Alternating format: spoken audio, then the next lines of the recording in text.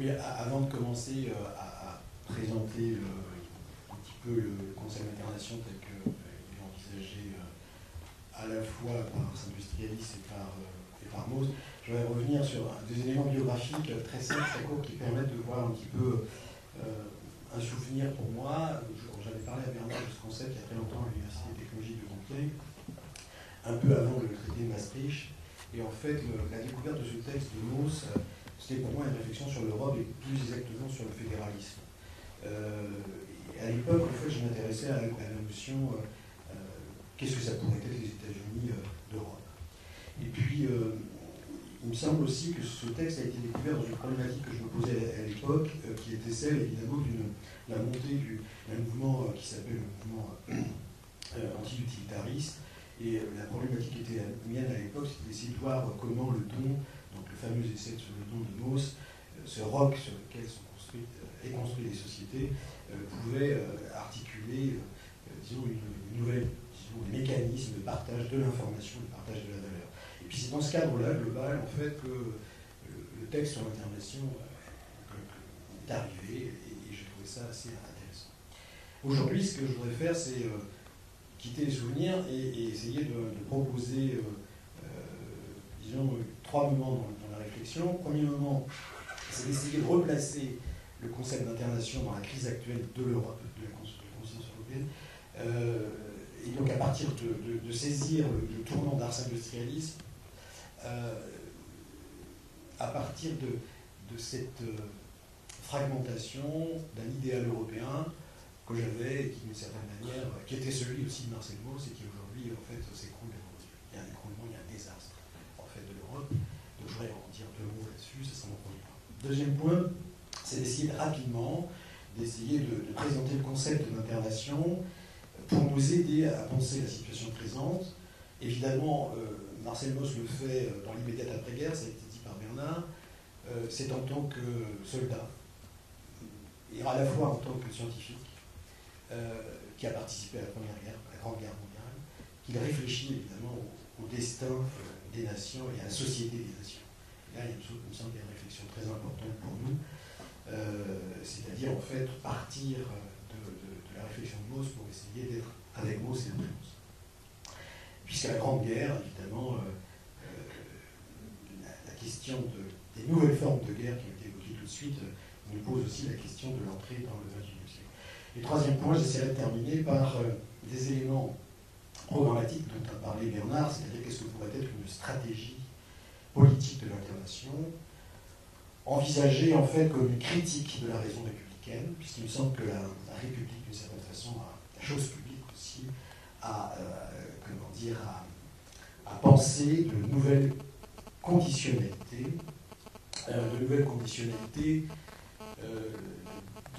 du savoir, mais aussi de la politique, de l'organisation de la politique, et aussi des nouvelles conditionnalités, évidemment, de l'économie. Donc en fait, là, on est devant un geste, d'une certaine manière, qui se situe après Kant dans l'esquisse d'une nouvelle critique dont Bernard nous avait, essayé de tracer les linéaments dans certains de ses ouvrages. Ce qui fait d'une certaine façon que on pourrait qualifier l'ensemble de mes trois points comme la montée en puissance, en fait, d'une nouvelle période du cosmopolitique, que j'appellerais un cosmopolitique 2, après Kant, et d'essayer d'une certaine façon de tracer dans cette stratégie d'internation, en fait, des conditions concrètes, en fait, des objectifs constants. Donc, au premier point, ça serait la crise actuelle de la conscience européenne et le tournant d'Ars Industrialis. Alors, je dirais que la crise actuelle, pour simplifier, c'est le troisième moment d'une crise. Le premier moment d'une crise, en fait, grosso modo, c'est la naissance de la modernité. La naissance de la modernité. Il y a un ouvrage, en fait, qui s'appelle La crise de la conscience européenne, en fait, de Paul Hazard, qui a fait en 1935, qui est assez intéressant, dans lequel il montre, que cette crise de la modernité, que cette naissance de la modernité, en fait, quand j'ai eu crise de la conscience européenne, cette première crise de la conscience européenne, en fait, elle est liée à des grandes batailles d'idées qui ont lieu avant une date qui est 1715. Et il cite pêle-mêle Spinoza, Day, Locke, Newton, qui sont en fait, grosso modo, un ensemble de savoirs nouveaux qui vont irriguer et qui vont permettre au XVIIIe siècle en fait, de se développer comme un ensemble de nations, et en tous les cas la France dans un premier ordre, qui vont se développer contre la notion d'autorité en déplacement des croyances et des dogmes, d'une certaine manière, qui vont marquer l'avènement en fait, du règne de la raison, du doute, reprise kantienne, de la montée de la liberté individuelle et du rejet évidemment de l'Église et des vérités traditionnelles. On peut dire d'une certaine façon que là on est sur le premier moment de la crise de la conscience européenne. En fait, c'est une positivité de savoirs nouveaux qui vont nous permettre évidemment d'inscrire le registre de la modernité. Deuxième moment très rapide, c'est le moment husserlien, le moment de la crise. Husserl, en fait, en 1935, pratiquement à la même période, c'est assez marrant, il y en a un qui pense en fait les origines de la modernité, et l'autre qui est né dans le marasme en fait, de la raison occidentale, comment dire, puisque le projet de la phénoménologie chez Husserl, c'est d'essayer de sauver, entre guillemets, les sciences. C'est un programme énorme, et il se rend compte que d'une certaine manière, ça ne marche pas. Ça ne marche pas, c'est-à-dire qu'en fait, l'idéal de l'isotèse, l'idéal de la géométrie, en fait, sombre. Il voit autour de lui la montée, évidemment, du mal. Et je vais citer ce passage, un très court texte d'Husserl. Nous, hommes d'aujourd'hui, nous sommes devant le plus grand danger, celui de faire naufrage au milieu du déluge sceptique et de laisser notre propre vérité nous échapper. Rassemblons nos esprits en cette détresse, rassemblons nos esprits en cette détresse pour tourner notre regard vers l'histoire de notre actuelle humanité. Il me semble en fait que cette citation précise bien le désastre en fait contemporain dont je vais essayer de parler tout à l'heure, qui est le désastre de l'Europe sous nos yeux. Donc ça c'est le deuxième moment en fait de la crise de la conscience européenne. Et pour introduire ce troisième moment de la conscience européenne, qui serait en fait le moment actuel, c'est-à-dire le moment post-2008, on pourrait dire d'une certaine façon, premier moment c'est 1715, deuxième moment, selon Paul Hazard, le deuxième moment, ça serait évidemment 1933, et le troisième moment serait 2008. Pour citer en fait, pour situer ce troisième moment, je vais citer un très très court texte de Dominique Schnapper dans un ouvrage qui s'appelle La communauté des citoyens. Et vous allez voir pourquoi je cite ce texte, parce que ça, je ne partage pas toutes les idées de Schnapper, mais ça va nous permettre en fait d'envisager, disons, le prisme qui est celui de l'internation. Voilà la citation. La construction européenne risque d'avoir pour effet pervers de contribuer à la dépolitisation des démocraties libérales. Première affirmation. Et deuxième affirmation, qui me semble plus intéressante, la citoyenneté post-nationale, d'ailleurs qu'appellent de leur vœu des philosophes et des juristes, inquiets de toute dérive nationaliste, si elle était adoptée, agirait aussi dans le sens de la dépolitisation. Et ce qui est intéressant, évidemment, là, c'est qu'on voit que l'hypothèse du post-national est une fausse piste, et ça nous permettra de parler d'un concept plus tard, si j'ai un peu le temps, de Habermas, puisque Habermas nous propose, disons, de penser la post-nation, et pour l'instant, je reprends la lecture de cette citation. Dernière phrase de Schnapper, c'est dans le cadre de la nation que s'était construite la légitimité, je souligne, et les pratiques de la démocratie, je souligne. Et ensuite, la fin de la phrase est la suivante, l'affaiblissement de l'État national, qui est une des conséquences de la construction européenne, risque d'entraîner aussi celui de la démocratie. Et il me semble aujourd'hui que ce constat est absolument avéré. Et donc, que c'est sur la base, évidemment, d'une construction européenne défaillante que nous sommes obligés d'enregistrer malheureusement un déficit de démocratie. C'est donc évidemment dans la poursuite d'un combat pour la démocratie, pour revenir sur ses défauts, sur les défauts de l'Europe, et pour aborder le concept d'internation, que je vais, entre guillemets, faire un petit détour rapide sur l'Europe et ses crises. Évidemment, pour moi, il ne s'agit pas de revenir à la nation, mais de partir de la nation pour envisager avec l'internation une réponse à ce qui nous semble insuffisant, ce qui serait le national, c'est-à-dire un internationalisme vide sur lequel je reviendrai tout à l'heure. Donc, mon deuxième point introductif, ça serait donc de caractériser rapidement la crise de l'Europe actuelle, et je vais rappeler très très succinctement quelques orientations néfastes des choix d'une certaine manière qui favorisent la crise de l'accélération de la crise européenne. Ces choix, je vais me contenter de les énumérer parce qu'ils sont assez longs, mais première chose, premier choix, c'est l'idée du dogme, ce qui est dogmatique en fait, de l'européanisme, la dogmatique en fait de la stabilité monétaire, c'est-à-dire pas d'inflation. Et l'idée en fait de cette stabilité monétaire, on sait très bien que ça génère, et ça a été prouvé par un économiste de Phillips qui a fait des cours de Phillips, c'est très connu, les statistiques sur la longue durée, quand il n'y a pas d'inflation, il y a du chômage. Donc première chose, c'est-à-dire qu'en fait le dogme européen nous explique, en fait, les historiens économistes nous expliquent que évidemment ce dogme produit du chômage. Deuxième chose, concernant en fait ces orientations néfastes, c'est évidemment l'indépendance de la banque centrale. C'est-à-dire en fait priver les États-nations de l'impossibilité de jouer sur l'outil monétaire pour créer évidemment un phénomène qui va être celui de la dette. C'est le troisième point, c'est-à-dire en fait le corollaire du deuxième point, c'est la seule possibilité pour les États, c'est d'emprunter sur les marchés privés et de plus en emprunter évidemment aux banques centrales, qui étaient les banques en fait qui représentaient les intérêts du collectif. Donc ces trois points-là, évidemment, sont liés à la question monétaire. Et ce qui est assez drôle, c'est qu'à un certain moment, j'en parlais peut-être tout à l'heure, Mauss proposait de sortir de la crise des années 20 avec en fait des outils de politique monétaire.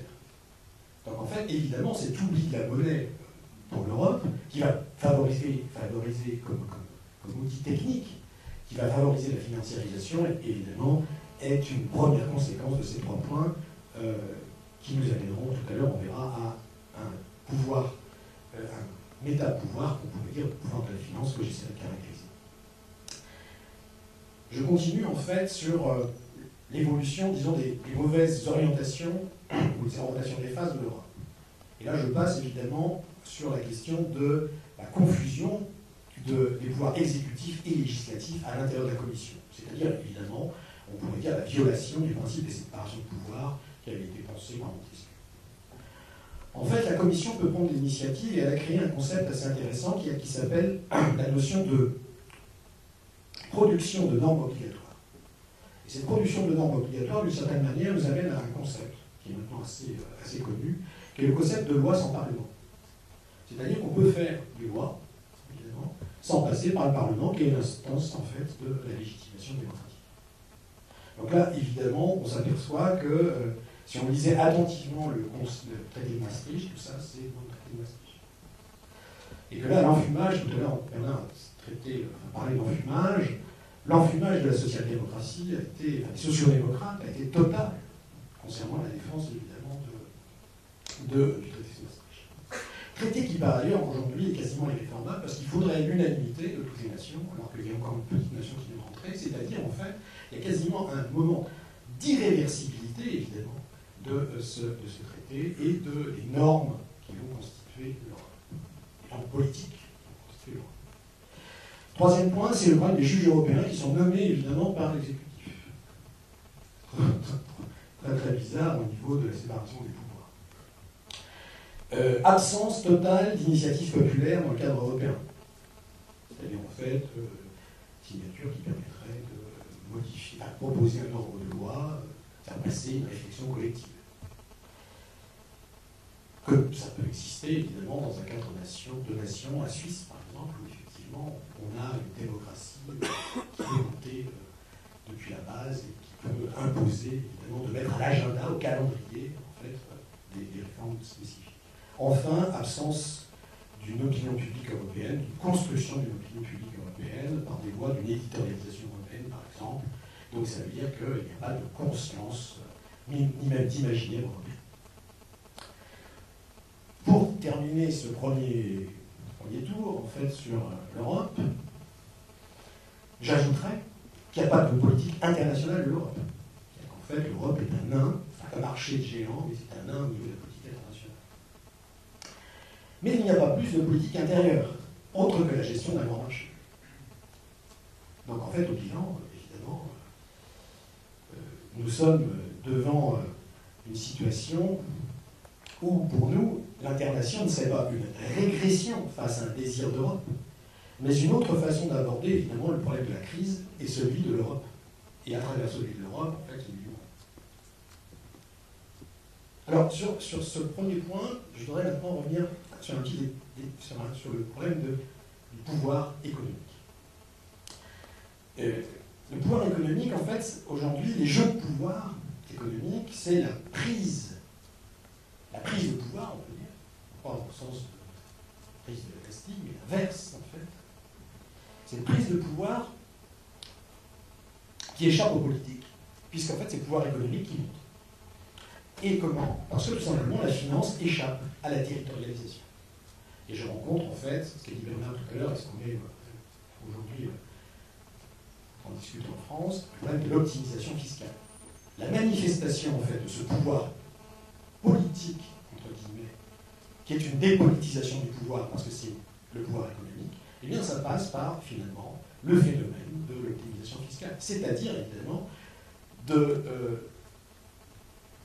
manque d'impôts qui rentrent dans les caisses. Et là, on est évidemment face à, on pourrait dire, un vol organisé. Et les montants sont considérables.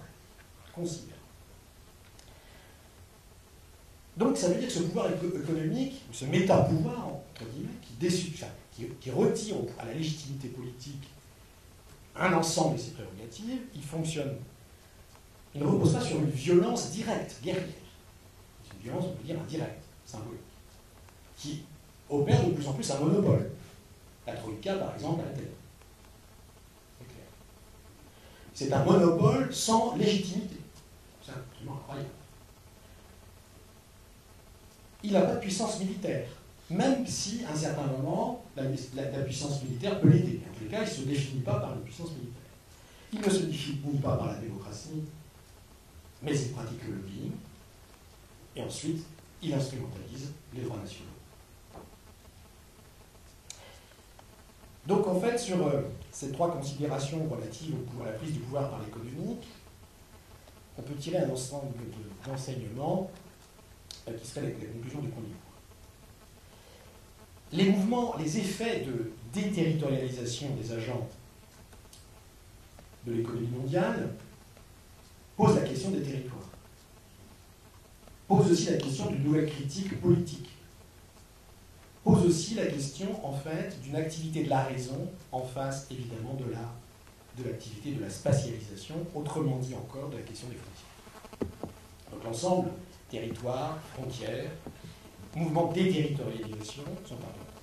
Et l'idée, il me semble que ces mouvements de déterritorialisation, reterritorialisation, tels qu'ils ont été analysés par Deleuze et Guattari, il faut leur superposer, en fait, la compréhension des mouvements de dénationalisation, renationalisation. C'est-à-dire, en fait, la dimension politique qu'il n'y a pas, en fait, dans le travail de Guattari et Deleuze. C'est-à-dire, en fait, superposer au phénomène de déterritorialisation, reterritorialisation, le phénomène de dénationalisation, renationalisation. Et il est clair que la perspective de l'internation, première caractérisation générale de l'internation, ça serait de superposer, en fait, à ce mouvement de déterritorialisation, reterritorialisation de la mondialisation, en fait, la compréhension des mouvements de dénationalisation, renationalisation. Alors, ceci, ça me permet de passer au deuxième point, c'est-à-dire, en fait, la critique de l'Europe dans le premier point, passer sur le deuxième point, avec comme objectif, évidemment, je dis, de chercher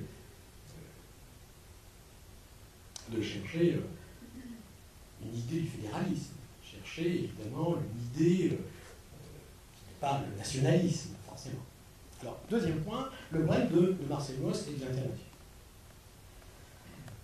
Alors, ce qu'on peut dire du concept, alors je dirais avec Marcel Mauss et après Marcel Mauss, évidemment. Donc, dans un premier temps, je vais essayer de reconstruire le chemin rapidement, en fait, qui était celui de Marcel Mauss, à travers une communication qu'il a faite dans un colloque à Oxford en 1920, puis ensuite dans le cadre d'un livre en fait, qui vient d'être publié, un livre sur la nation, d'ailleurs, que j'ai dans le cartable, je vais le montrer, qui vient d'être publié en avril 2013.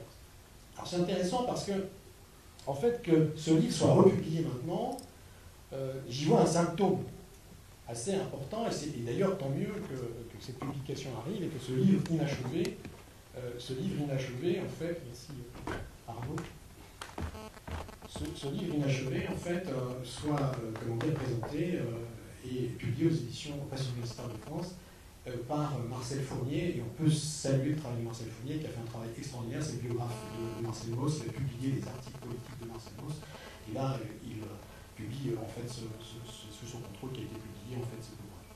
Et donc, il faut bien reconnaître ce travail, très, très délicat, très fin, et important sur une grande figure, évidemment, des sciences humaines et sociales en France, qui est Marcel Mauss. Donc, en fait, le titre du colloque d'Oxford, ça s'appelle « Le principe des nationalités », et le livre, ça s'appelle tout simplement « La nation ». La position de Marcel Mauss sur ce livre, telle que la présente Marcel Fournier, il dit c'est une expédition, j'aime bien l'expression, vous allez voir, c'est une expédition dans le domaine du normatif. Un côté aventurier d'avancée chez Marcel Mauss, et qui pose la question du normatif après la Première Guerre mondiale, c'est-à-dire en fait dans la constitution de ce que pourrait être la société des nations. C'est bien, vous voyez ce que je veux dire? Il y a un moment, il faut l'audace, au sens de l'audace kantienne, pour essayer, alors qu'il y a un problème énorme, c'est un peu ce qu'a essayé de faire Bernard tout à l'heure, alors qu'il y a un problème énorme, eh bien, il faut non pas sortir du bois, petite expression, mais avoir l'audace d'un grand projet. Et il y a des moments de l'histoire où c'est des conjonctures, où les moments de l'audace du grand projet, eh bien, c'est à ce moment-là qu'il faut le prendre et pas le tout. Et il me semble que le tournant d'Ars Industrialis correspond à un moment important où il y a une audace, il y a un geste qui est fait. Donc, c'est expédition dans le domaine du normatif. Alors, ça veut dire quoi? Ça veut dire, dans un premier temps, que la critique maussienne ne va pas, rentrer dans le programme des sciences humaines et sociales, c'est-à-dire de la neutralité axiologique de Max Weber. Et là, en fait, on a une différence entre la sociologie allemande et la sociologie française. Alors, je ne vais pas développer, mais elle est très importante. Il y a donc un engagement de Marcel Mauss, il s'en est jamais caché, pour un socialisme, pour une organisation politique de l'Europe après la Première Guerre mondiale. En 1920, donc après son retour du front, il reprend une activité de journaliste, il publie dans la vie socialiste un certain nombre d'articles, donc en fait, quelqu'un qui a une vie de publiant, de publication dans l'espace public, enfin, autour de thématiques qui sont à ses yeux fondamentales, la coopération, l'émergence des nouvelles formes de socialisme, non bolchévique, puisqu'en fait, vous allez voir qu'il y a une rupture avec le communisme dictatorial dans sa lecture, disons, léniniste, et ça mènera au congrès de Tours en 1920 avec, évidemment, une fracture interne au mouvement socialiste, et on peut dire d'une certaine façon que Marcel Mauss est social-démocrate. Face au léninisme qui va produire évidemment des dégâts considérables autour du concept, par exemple, de dictature du prolétariat, qui est une lecture évidemment de la politique qui se situe en deçà de l'idéal de l'Union française, de la Révolution française, si je pense plutôt de la Révolution française. Donc, en fait, une pensée politique de Mauss autour du concept de nation qui complète, à mon avis, l'idée du don, de l'essai sur le don. En fait, on peut dire de certaine façon, c'est Fournier nous dit ça, il nous dit on peut lire ce livre comme étant deuxième face de cet essai sur le don, la nation d'un côté et le don de l'autre. C'est intéressant comme remarque, parce que c'est pas du tout, quand on pense don contre don, on est plutôt dans les sociétés primitives, on est plutôt dans des choses entre guillemets, d'anthropologie, plutôt que, en fait, penser à la nation moderne. Cette amplitude de la pensée maussienne est à souligner face aujourd'hui à, disons, ce qu'on pourrait appeler une surspécialisation qui fait que l'amplitude, il n'y a pas de risque pris dans l'amplitude des chercheurs qui construisent en fait une carrière professionnelle sur un objet et quittent pas cet objet. Donc en fait, Mauss, d'une certaine façon, travaille sur l'interdisciplinarité en même temps qu'il travaille sur l'internation. Ça me semble important, j'y reviendrai dans un des derniers points exposés. Alors, je vais maintenant préciser un certain nombre d'éléments importants qui viennent, définir ce concept d'internation. J'en ai choisi 5 ou 6, histoire de faire une sorte de résumé de l'internation chez Mauss. Première relation, enfin c'est le premier point, c'est en fait la relation entre l'internation et la question du social. Je viens de dire que le don et la nation sont les deux versants d'une problématique, mais cette problématique, ce qui est commun à cette problématique pour Marcel Mauss, c'est l'intersocial. Le social, en fait, est lié chez Marcel Mauss aux fonctions de l'échange entre les entités. Il constitue, je l'ai cité tout à l'heure, il constitue différents niveaux qui forment et là je cite, un système hypersocial de systèmes sociaux. Qu'est-ce que c'est, en fait, la définition pour Marcel Mauss de la relation entre inter et social, intersocial? C'est un système hypersocial de systèmes sociaux. Ce qui est intéressant, en fait, c'est, alors, premier constat, c'est qu'on retrouve une problématique, une proximité avec l'analyse de Bertrand Gilles sur le désajustement des systèmes sociaux, je vais en parler tout à l'heure. C'est-à-dire c'est le désajustement entre les systèmes sociaux qui explique la crise. Premier point. Deuxième point, c'est évidemment une désubstantialisation du social au profit des relations. Ça, c'est très très important, ce qui fait que sa critique du nationalisme, c'est une critique du nationalisme comme substantialisme. Il y aurait une substance nationale, un esprit, un Geist. Pas du tout, il nous explique en fait que le social, c'est un ensemble de relations, évidemment très complexes, et il s'agit d'observer la nature de ces relations. Il n'y a pas d'unité donnée dans une substance. Ça me semble très très important, puisque ça veut dire que chez Mauss, on peut nullement le traiter de nationaliste, alors même qu'il dit à un certain moment, il y a une singularité des nations, comme tu as dit tout à l'heure, cette singularité des nations, c'est l'histoire des nations. C'est l'histoire de chaque nation. Donc ça me semble être le premier point à souligner. Deuxième point, toujours dans cette citation, je redonne cette citation, l'intersocial, c'est un système hypersocial de systèmes sociaux, et c'est le mot hyper.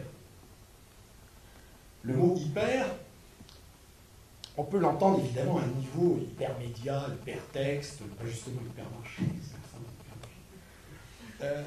mais au sens d'un de mes maîtres, en fait, qui est Robert Escarpit, qui a une vision politique sur le dimensionnement, l'effet du dimensionnement. Les grandes dimensions, l'hyper, et les petites dimensions. Et je crois qu'aujourd'hui, l'internation a à réfléchir sur les conditions des relations entre l'hyper, le grand, le très grand, et le très petit. Le nano. Le nano. Et il y a une phrase d'Escarpit qui est très bien, que je trouve assez intéressante, je la dis souvent à mes étudiants, je la répète, je la rappelle. Il dit le grand chasse le petit. Le grand chasse le petit, ça c'est un peu La Fontaine. Hein. Mais il dit l'hyper grand ramène le petit. Et je n'ai pas le temps de développer, mais ça veut dire que tous les effets de dimensionnement pensés dans le champ du politique, dans le travail d'Escarpit, sont liés à cette question d'hyper. Et pour nous, je pense que c'est très intéressant. J'en tiendrai comme conséquence l'effet du dimensionnement, la dimension. La dimension, c'est une question, comme disait Bernard, c'est la question de la géométrie, du mezzone, c'est la question de l'isotèse, c'est la question de la mesure. Mei, alors c'est assez marrant, la racine en fait du mei qui veut dire mesure, c'est à la fois la mesure, mais c'est la mesure au sens du compte, de ce qu'on mesure, mais c'est en même temps être mesuré. C'est-à-dire en fait être dans la bonne mesure. Il y a à la fois, une indissociation entre le juste, le bien, le bon et la mesure à un certain moment chez les Grecs. Aujourd'hui, évidemment, il y a un culte de mesure pour mesure. Si je reprenais ici Vous voyez ce que je veux dire? La mesure pour la mesure aujourd'hui. En fait, même le dictat de la mesure de l'ordre quantitatif sur le qualitatif. Bon, voilà, donc ça c'est le premier point sur le problème de l'internation. Deuxième point, donc le premier point c'était la question du social. Deuxième point, c'est la question du milieu. Et on pourrait dire d'une certaine façon que l'internationalisme chez Marcel Mauss, c'est un intersocial, au sens de la définition que je viens de donner, étendu. Qu'est-ce que c'est que l'internationalisme chez Mauss? C'est la question d'un intersocial étendu qui n'est autre, en fait, qu'une première définition de l'internation. Une internation, en fait, c'est un intersocial étendu à des grandes dimensions. Alors, je cite un passage qui est assez intéressant concernant, en fait, la relation de cet intersocial à l'étendue. Dans le passage, très intéressant. L'intersocial, donc l'internation étendue, c'est l'ensemble des conditions internationales, ou mieux intersociales, de la vie des relations entre sociétés et un milieu, des milieux, et un milieu des milieux. Alors, ce qui est très intéressant, cette fois-ci, c'est le milieu des milieux. Et là, on ne peut pas faire le parallèle avec la notion de milieu chez Simondon, évidemment. Il n'y a pas d'individu sans milieu, il n'y a pas, en fait, de nation sans déjà un milieu de la nation, qui est tissé par les relations. Donc là, on est encore en train de déconstruire la substantialité, en fait, du nationalisme.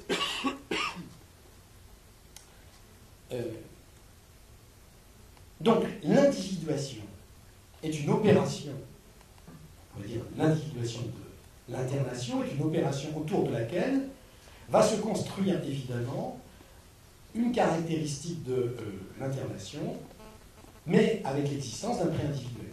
C'est le pré-individuel de chez Simondon. Donc on peut dire d'une certaine façon que le milieu associé est un complément de l'individu par rapport au tout originel. Alors j'en tire comme conséquence de ce passage par milieu la chose suivante. On peut dire que chez Mauss, la nation est envisagée à travers une processualité. Il y a un processus, je dirais tout à l'heure, évidemment, un processus que je qualifierais d'individuation psychique et collective de la nation, une conception génétique de la nation qui se développe dans un milieu, qui a lui-même ses transformations. Il n'y a pas donc de substantialisme, il n'y a pas d'éternel de la nation. La nation est le creuset d'une individuation collective et psychique. Faut que je fasse gaffe. Bon, ça c'est déjà le premier point. Il reste combien de temps ? 10 minutes. Bon. Le deuxième point, qui me semble encore plus redoutable que le premier point chez Mauss, c'est la relation en fait entre l'internation et le cosmopolitisme. C'est-à-dire en fait la relecture de Kant après l'expérience de la guerre, c'est-à-dire après l'expérience personnelle de Mauss, expérience de soldat.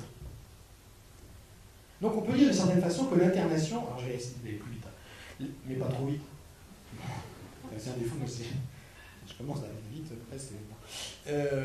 donc l'internation, je vais couper. Donc l'internation, c'est une reprise de la question du cosmopolitisme après Kant.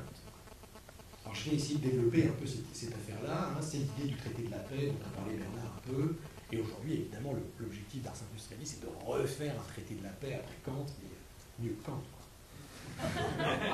Mais en même temps, après Kant, mais avec Kant, quoi. Bon. Mais c'est pas moi qui le ferai, je te rassure.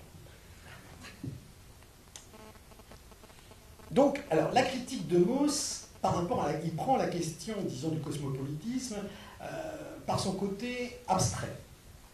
En fait, pour moi, il apporte, disons, un complément à la position de Kant, qui est exprimée dans le projet de paix perpétuelle 1795. Il ne s'agit pas d'une réfutation de son orientation générale du traité et du projet kantien, mais il s'agit en fait de rendre tangibles les objectifs de ce traité. Donc, en fait, la position de Mauss, elle ne s'explique pas par un désir que la Société des Nations règle tous les problèmes, puisqu'en fait, il est dans l'affirmation d'une position concrète, on pourrait dire un réalisme pragmatique, on pourrait dire, comme Bernard tout à l'heure, les conditions il recherche les conditions non pas d'une consistance, au sens du vocabulaire d'Ars Industrialis, il recherche les conditions d'une consistance d'un cosmopolitisme à travers l'État-nation, à travers l'intervention. Alors je voudrais rappeler très vite trois éléments, disons, de Kant, comme ça permet de voir le saut, en fait, que fait comment dire, Mauss. Très très vite, dans le traité de paix perpétuelle, il y a trois articles fondamentaux qui sont trois postulats pour garantir la paix. Premier postulat, dans tous les États, la Constitution doit être républicaine. Point barre. Bon. Point barre, ça veut dire que ça nous pose la question, pour nous, de la critique du républicanisme. Mais c'est déjà une avancée considérable. C'est une république qui peut être une monarchie. Tout à fait, c'est ça, évidemment. C'est une république, et aujourd'hui, il peut y avoir des républiques totalitaires. Enfin, je veux dire, je ne peux pas qualifier certaines, parce que ce serait indécent, mais évidemment, qui se réclament de la République et qui ne sont absolument pas républicaines. C'est tout à fait évident. Y compris peut-être même, enfin, pas toujours. Deuxième point, pour Kant, le droit des gens doit être fondé sur un fédéralisme d'esprit, d'État libre. Et là, évidemment, la question que nous retrouvons, c'est la question du fédéralisme, qui est une question majeure. Je n'ai pas le temps de la traiter, mais qui est une question majeure et qui a été traitée assez finement, enfin le plus finement, par des gens qui aujourd'hui sont très très marginalisés dans le champ des études des sciences politiques, qui sont en fait des anarchistes. Le fédéralisme proudhonien, qui a donné à un certain moment l'autogestion, la troisième voie, etc. Là, peut-être, à mon avis, il y a des choses à aller rechercher, même si je ne réclame pas du tout, évidemment, d'anarchisme. Puisque je suis républicain, mais je ne sais pas encore ce que c'est que la République. Troisième point, c'est le droit cosmopolitique, qui doit protéger tout homme en tant qu'homme. Donc dans la pratique, donc c'est-à-dire c'est le droit de l'homme. Et dans la pratique, il y a une limitation de cette position ancienne. Il la limite aux conditions d'hospitalité. D'où le fait d'ailleurs que Derrida a fait un texte sur l'hospitalité. Il dit en fait, les conditions de l'hospitalité, c'est qu'à son arrivée dans un territoire d'autrui, toute personne ne doit pas être traitée comme un ennemi. Voilà la position kantienne. Alors, le traité de paix universel chez Kant, trois principes, mais la dynamique qui porte ces trois principes, on peut dire la dynamique qui fait qu'il y a un principe d'espérance chez Kant, c'est qu'il y a un progrès. Et là, on retrouve le progrès des Lumières. Il y a un progrès des constitutions possibles, on peut les améliorer. Il y a un progrès de la communication, c'est-à-dire en fait dans l'espace public. En particulier le journal, le livre sont des éléments très très importants. Le lire est un phénomène très important chez Kant, tout simplement parce qu'il n'y a pas de citoyen s'il n'y a pas de lecteur. Évidemment. Il faut rappeler ça. Et aussi la dynamique du commerce entre les États. Et c'est sur ces triples programmes, que va s'édifier en fait ce qu'il appelle la social-socialité. Bon, c'est intéressant parce qu'aujourd'hui, ce triple progrès, on peut le chercher. Alors, maintenant, la critique qu'on peut faire de Kant, c'est-à-dire le paradoxe de la critique de Kant, qui est celle que fait Marcel Mauss, qui, grosso modo, peut se simplifier dans une formule qui est celle de Léo Strauss. Voilà la formule, une sorte de paradoxe. Le progrès continu vers la paix perpétuelle, virgule, c'est la guerre perpétuelle. Alors, comment comprendre en fait cette phrase? Ça veut dire qu'en fait, la tension vers la paix perpétuelle qui est affirmée dans le projet de traité fait qu'on est obligé de constater que depuis le traité, il y a une guerre. Non seulement une guerre perpétuelle, mais qui s'est amplifiée, puisqu'en fait, entre le XVIIIe et le XXe siècle, eh bien, il y a eu des guerres mondiales. On a qualifié de mondiales. Peut-être qu'avant, d'ailleurs, il y avait des guerres assez importantes. En tous les cas, disons, il y a une intensification des zones ou des territoires qui sont liées à la guerre. Et donc la notion de guerre mondiale est tout à fait, disons, on pourrait dire, une invention qui caractérise le XXe siècle, avec le destin de mort. D'où l'urgence de ne pas retomber au XXIe siècle dans les affres du XXe siècle, qui sont les deux moments, la Première Guerre, la Deuxième Guerre, qui sont des moments, en fait, d'effondrement de l'humanisme, de la montée du nationalisme, des lumières qui s'éteignent, en fait, voilà, le programme des lumières qui s'éteint. Et donc l'idée, évidemment, aujourd'hui, c'est de réarmer par une critique, évidemment, les dangers. Et là, Mauss nous aide, puisqu'il nous propose, dans l'internation, de mettre en route un internationalisme politique qui ne soit pas celui de l'international socialiste, qui est en fait à l'époque communiste, la deuxième internationale. L'international qui va se mettre, comment dire, au service de Staline très vite. Alors là, je ne résiste pas à la tentation de vous dire où est l'international socialiste, aujourd'hui social-démocrate? Qui en faisait partie? Par exemple, les membres imminents de la Tunisie. J'en ai parlé. Donc, évidemment, quelle est notre position à nous? Je saute un. Quelle est notre position à nous, c'est-à-dire Ars Industrialis, par rapport à cette nouvelle phase, entre guillemets, de l'internation, que l'on pourrait appeler cosmopolitisme 2. Je voulais en parler en troisième partie de l'exposé, mais j'aurais pas trop le temps. Mais bon. Première chose, c'est une définition politique, c'est d'ailleurs une définition politique de la nation comme processus. Donc la processualité, j'en ai parlé, l'indépendance et l'interdépendance sont des moments en fait constitutifs de ce moment de la nation, qui est toujours sous le contrôle d'un collectif, qui est l'État. Alors l'État, chez Mauss, ne garantit pas la démocratie, évidemment.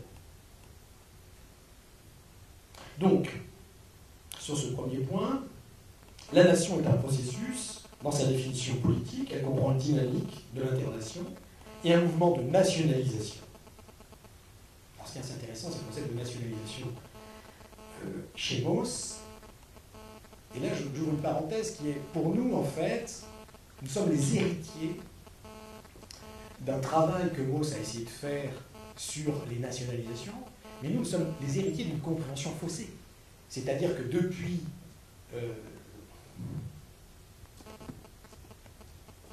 les années 80, il y a un processus complet de dénationalisation.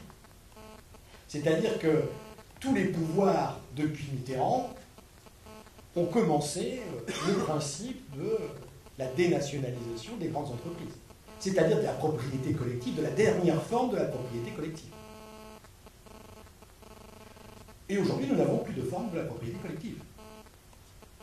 D'où la réflexion nécessaire sur les communs, par exemple, qui est amorcée par le net, mais qui, pour autant, juridiquement, ne définit pas une conception de la propriété collective.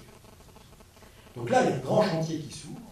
Qu'est-ce que ça pourrait être, en fait, qu'une propriété collective, après les nationalisations, entendue, en fait, au sens du travail que fait Marcel Mauss, de la gestion des intérêts publics par une entreprise qui représente, évidemment, dans l'industrie, une production garantissant un certain nombre de choses. J'ai plus qu'une minute. Bon, alors, je voulais vous parler ensuite de l'intégration et la dimension économique chez Mauss. L'intégration, j'en parlerai pas, la dimension économique chez Mauss est très importante parce qu'elle permet de revenir sur, en fait, l'intégration. Et vous allez voir qu'en fait, chez Mauss, ça peut nous aider par rapport au problème que je viens de soulever. C'est-à-dire, pour lui, l'intégration est réussie dans la nation s'il y a un couplage entre la dimension politique et la dimension économique. C'est-à-dire que si l'État, et donc ça pose la question de la puissance publique, si l'État, en fait, se définit uniquement dans la sphère du politique et en dehors de l'économique, eh bien évidemment, nous sommes dans la phase du méta-pouvoir de l'économie que j'ai caractérisé tout à l'heure autour de la critique de l'Europe. Et donc lui dit qu'il y a trois dimensions de la socialisation du capital dans la dynamique du capitalisme.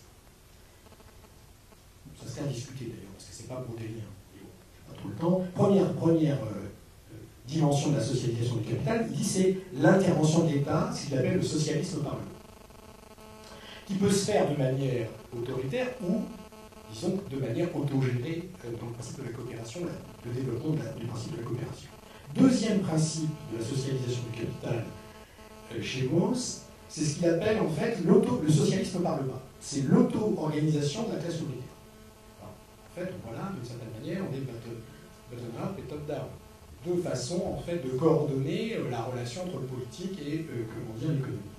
Troisième point, et là c'est un point un peu plus difficile, c'est ce qu'il appelle l'anonymisation du capital et la dilution de la propriété.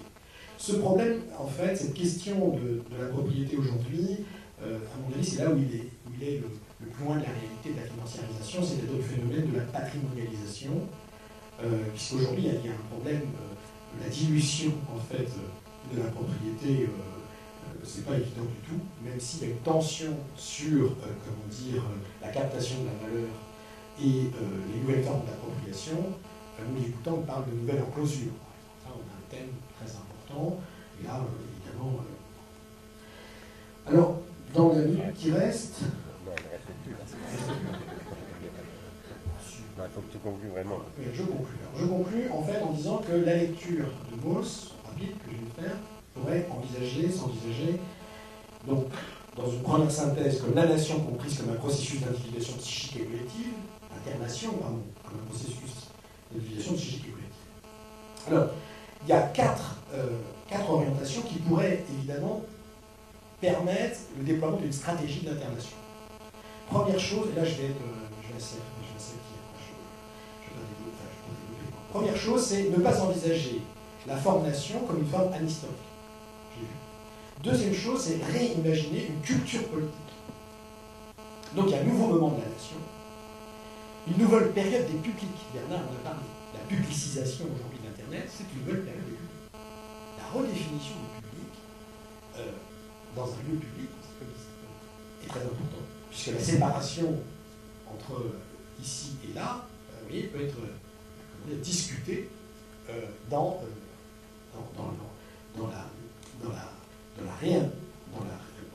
l'imagination en fait, d'une nouvelle culture politique. Troisième point, la construction d'un sens commun, qui ne soit pas un common sense au sens de la conception anglo-saxonne, mais le réexamen en fait, de la figure du citoyen de l'internation comme citoyen du monde. Ce qui veut dire évidemment qu'il ne s'agit pas de penser en termes d'étatisation ou de désétatisation, c'est-à-dire en fait lecture néolibérale, mais plutôt d'envisager, je souligne, une coordination décentralisée des collectifs dans le cadre d'une internation. Ce qui est intéressant, coordination décentralisée des collectifs. Et là, ce qui est intéressant, c'est qu'on va voir qu'on a aujourd'hui une technologie qui pourrait peut-être permettre cette coordination décentralisée des collectifs, alors même qu'un des défauts de l'État-nation française, ça a été le centralisme. Qu'on retrouve d'ailleurs après dans le centralisme démocratique chez les communistes. Illusion de l'illusion. Donc ça, c'était le troisième point. Quatrième point, et je termine, c'est le quatrième axe, la quatrième orientation, c'est élaborer une nouvelle base de calcul. Élaborer une nouvelle base de calcul, ça veut dire nous éloigner, évidemment, avoir une méthodologie complexe de l'internation qui nous permette, évidemment, de nous éloigner du PIB.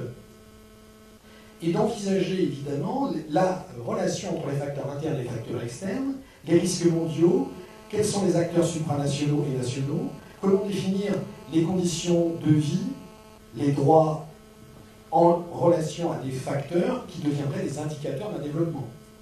Inter, intra, trans. Et là, évidemment, on a les travaux, par exemple, d'Alain Cessel, qui sont des esquisses, en fait, d'une nouvelle période des indicateurs.